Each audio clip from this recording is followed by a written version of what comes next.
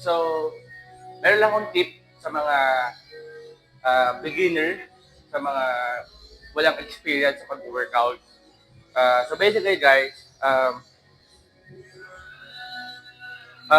may mga beginner kasi na nahihiya pumasok sa mga gym. Kasi parang ang payat nila or sobrang laki nila, ganun. So, ako kasi, I started from there naman din na nahihiya ako pumasok sa gym kasi hindi ko alam kung paano gamitin yung equipment until such time na nilakat lang kayo yung loob ko.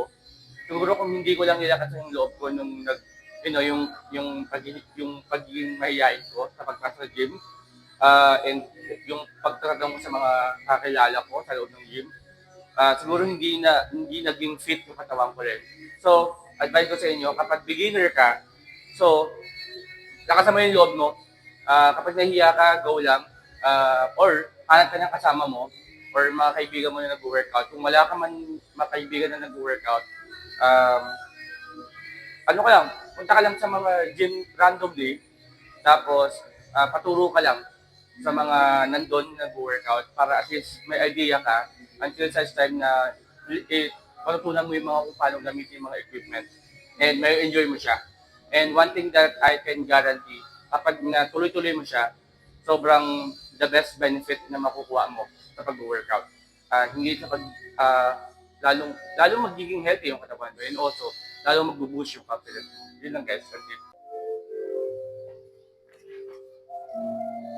Hi guys, welcome back to my YouTube channel. So, basically guys, meron pa po tayo ngayong dahil sa retainer ko, sa right time agad. And, ayun, nandito ako ngayon sa British North. And, of course, syempre solo ko yung gym ngayon. Ayan, sobrang solid lang.